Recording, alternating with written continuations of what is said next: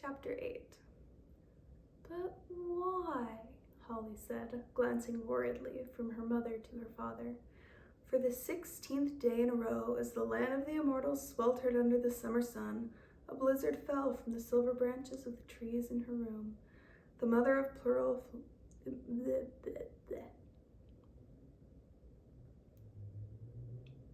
Chapter 8. But why? Holly said, glancing worriedly from her mother to her father. For the 16th day in a row, as the land of the immortals sweltered under the summer sun, a blizzard fell from the silver branches of the trees in her room. The mother-of-pearl floor was frigid under her bare feet, and Viviana shivered within the velvet coat she kept in Holly's room to wear during her hours there. Why do I have to be cold? Because your heart has to be cold to do its job, Nicholas said. Holly thought, her 4-year-old imagination struggling to picture her heart's job. You said other boys and girls, she said after a moment. You said other boys and girls had illness, just like me. They come to play? Oh, sweetheart, said Nicholas, gathering her up in his arms. Sweetheart, I'm sorry. In the mortal world, there are other girls and boys, but there are no other children in the land of the immortals. You are very special here. Holly's troubled green eyes rested on his. All right, she said finally, and slipped out of his lap. Her feet padded lightly across the floor to her hideaway. This was a little nook that Samander's gnomes had carved into the largest silver tree. Holly had covered the opening with a scarf embroidered with green leaves. When she wanted to think, work out a problem, or be alone, Holly would crawl into her cavern and close the curtain. Now she waved to her parents and disappeared behind the scarf. Nicholas and Viviana heard her rustling about, making herself comfortable. There was a long silence. Then, very softly, Holly began to whisper. Yes, she was saying, here, and you can have this one too. Would you like my dolly? Her name is Kasana. She has 2 dresses. Kasana has illness too. Do you want a cream bun? Yes. Do you want another? You can have them all. Though Holly was permitted to wander freely through the palace on very cold days, she spent much of her time in her suite of rooms. The silver trees now arched over a glass bed with a canopy of lace instead of the shell cradle, and in Holly's playroom the baby's rattles and rockers had been replaced with dolls and books and puzzles. Tiny glass and wooden animals paraded through the miniature town at one end of the room, and at the other stood Holly's easel and paints. Music boxes from the workshops of Forever lined one of the long, low shelves that ran under the windows, and in the dusk Holly often stood watching the sunset as their tunes spun daintily along. A cushioned window seat in one corner faced a plush sofa and a small armchair grouped around a tea table. She dined with her mother and father in the palace dining room, wearing a gown spun of snow, the work of Mr. Guilly, whose creations twinkled like diamonds in the candlelight. On particularly warm nights, Nicholas assisted her snow gowns by calling up a small flurry of the enchanted snow, which kept her heart the proper temperature without inconveniently melting into the soup. Outdoors were a more complex matter. True, on a crisp winter day, the gardens were even colder than the palace, and therefore more suitable for Holly. But the problem was variability, for who could predict when the sun would grow strong and heat the chill air to a dangerous degree? And what exactly was that degree? Not even the immortal Dr. Gaston Lavalier of the St. Amboise Institute could answer that question with any certainty. There had been several frightening incidents since the fateful night of Heracon's visit, but nothing approached that first experience. And in her toddler days, Holly had managed to place herself in several warm rooms without ill effects. But as Viviana insisted, perhaps she had been rescued in the nick of time. It was a mystery, a puzzle, and to Holly, a baffling punishment that she was just beginning to wonder what she had done to deserve. Late that night, long after bedtime, Holly crept out of her glistening bed and stole across her room to look out the window. She climbed upon the cushioned seat beneath the glass and pressed her face against the pane. The sky was still pink in the west, and far beyond the palace gardens she could make out a few of the colored lanterns strung along the village streets. Shadows passed back and forth across the distant lights. Maybe someone was dancing. Maybe there was a party. Holly pushed her ear to the glass, straining to hear a few fleeting notes of music. Nothing. Only the soft whisper of snow brushing against the floor. Cautiously, Holly put both of her hands to the sash and pushed. A shrill creak broke the silence of the room. Holly froze, expecting a hairy goblin face to peek round the door. Nothing. She pushed again, lifting the window above her head. A wave of soft, warm air greeted her. The night was sweet-scented and rich with sounds. Little rustles and chirps emerged from the dark branches below her, and the swelling anthem of cicadas rose from the lawn beyond. From far away, snatches of laughter and stray notes of music danced through the air. Holly leaned forward, drinking in the languid, summery air like a potion. She tilted her chin up and scanned the stars, the moon, the enchanted dust of the nighttime sky. She dreamed.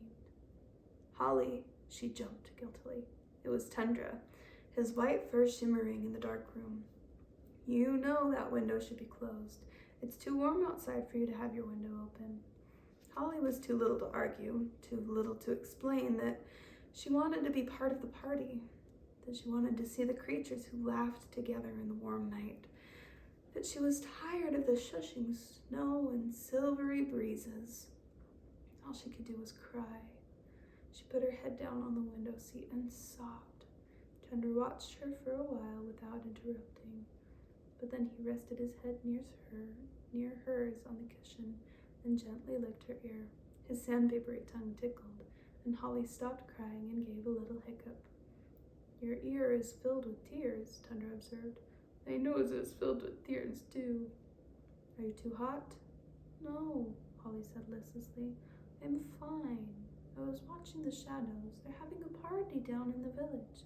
Would you like that? A party? Asked Tundra hopefully. Holly glanced up, her face bright with hope. What do you mean? A real party with children? No, Tundra stammered, regretting his words. No, you know there are no other children here. With grown-ups in the ballroom. Holly drooped again. No, thank you. The wolf watched her, aching with sympathy, and then said, I'm sorry, that's not what you want at all, is it? Holly seemed to have grown older as she looked at her friend. She said, It's all right. You wanted to make me happy because you love me. She wrapped her arms around Tundra's neck and buried her face in his fur. Time for bed, he said. Time for bed, she repeated obediently, dropping off the window seat onto his back without warning. Tundra was used to this maneuver and patiently carried her to the bed, where he dumped her unceremoniously onto her soft mattress. Silently they touched noses, and Holly rolled into a little ball and fell asleep. Time went on, and Holly made some discoveries that changed her life. The first of these came on a gloomy, bitterly cold evening in February. Always enlivened by brisk, frosty weather, Holly was trotting around her room busily, creating a circus with her dolls. Holly's circuses were exciting events that featured death-defying feats of courage, such as jumping over sleeping wolves. At the moment, one of her dolls was preparing to stick her head into the mouth of a lion. Holly was looking round for a lion. Then she remembered that she had one, a toy lion on wheels, too, which would be ideal. But where was it? She looked around thoughtfully. She had made a zoo recently, in the closet. She pattered off to the closet, looking like a busy angel in her snowflake nightgown. It was nearly a room unto itself, and it held no clothes. Those were kept in an icy cold wardrobe. But only old toys, odds and ends, and bits of things that nobody could bear to throw out. Holly peered into its shadowy depths. The lion was there, laying on its side, but her attention was caught by a strange object. A long cylinder covered in smooth black leather was balanced atop a stand. Holly stared. What was it? She had never seen it before. She pulled the stand out into the light, observing the brass fittings around the cylinder's case and the thick glass at one end. The other end sported a small peephole, inspired by a vague idea, or perhaps a recollection. Holly pushed the stand to a window. Some minutes later, when Nicholas and Viviana came in to read Holly her goodnight story, they found their daughter perched on a precarious stack of books, gazing raptly through a telescope that neither of them could remember seeing before. Holly turned to her parents, her cheeks flushed with excitement. "What is it?" she asked her father breathlessly. Nicholas leaned down to the glass, fully expecting to see the lights of the village brought a bit closer by the telescope. Instead, a living vision of a tropical island greeted him. Brilliant red and blue macaws clung to swaying palm trees, greedily snatching palm fruits from one another. Beyond the thick foliage, clear blue water glinted under a balmy sun. Nicholas gazed at this picture of warmth for a moment, but Holly's insistent tug on his robe returned him to her questioning face. "It's an island, sweetheart," he said. "But the blue, what's the blue?" Holly persisted, and her father realized with a wave of sadness that his daughter had never before seen a large body of water moving. To Holly, water was a frozen substance, white and still, not the splashing elixir of oceans and lakes, streams and waterfalls. Once again, Nicholas was reminded that his daughter was imprisoned in half a life, and he was overcome by a sudden urge to smash the telescope. The telescope would only show her what she could not have. Swallowing hard, Nicholas explained water to Holly, watching her eyes go round with astonishment. When he was finished, she silently turned back to the telescope and looked for a long time at the dancing sea and the quarreling birds.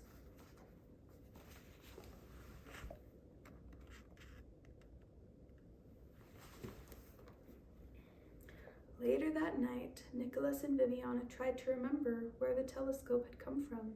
It was perfectly likely, of course, that it had been in that crowded closet for years without anyone noticing. Viviana was almost certain that she had seen it amongst the great pile of christening gifts. Nicholas was almost certain that it had not been there the day before, but the truth was that they simply did not remember. What did not occur to either of them was that they could not remember, because the enchanted telescope had spread a spell like the thinnest of cobwebs over the whole household. It was a mild spell, nothing dangerous or obvious, nothing that would give away its author or its intentions, just a little spell that made them all accept the telescope without too many questions. After a few days, Nicholas and Viviana stopped wondering about the origins of the mysterious spyglass and smiled at the sight of Holly gazing through the lens at the vast seas, bustling cities, and exotic landscapes far beyond her frozen room. For Holly, the spyglass was a window into 1,000 stories and lives she had never before imagined. Peering into the small lens, she saw children playing tag in a dusty Dakota side yard on a summer afternoon, a proud father boastfully displaying his new son in Zanzibar, a beautiful woman in a violet silk gown swirling across a London ballroom in the arms of a prince. She watched, intrigued, as a resolute cluster of men struggled up an icy gorge in the Himalayas. In Paris, a lady demonstrated the workings of the wondrous new elevator to a crowd of awed bankers. One particularly fat banker refused to climb aboard the dangerous contraption. 3,000 people dropped to their knees before the Dowager Empress of China, whose stiff silken robes glowed like flames above the sea of bowed backs. When Holly was finally pulled away by a scolding goblin, her green eyes still saw a lone figure, free and untamed, tearing across the empty plains for the pure fun of it. There was a peculiar feature of the telescope. It seemed only to show the world in its happiest, most alluring guise. Whether Holly trained the glass on a hectic metropolis or a sun-baked Bantu village, she saw only its best possible face. No hunger, no enslavement, no poverty, no greed, no evil, no violence. Through the lens, the mortal world was a place of joy and adventure, where good deeds always met with just deserts. Bravery was rewarded with triumph. Industry resulted in success. Laughter bubbled forth from all, and children were free to gallop wildly across plains without any goblins to stop them. Lying in her glass bed at night with the shadows of branches bending above her, Holly put herself to sleep by imagining her life in the mortal world. Chapter 9.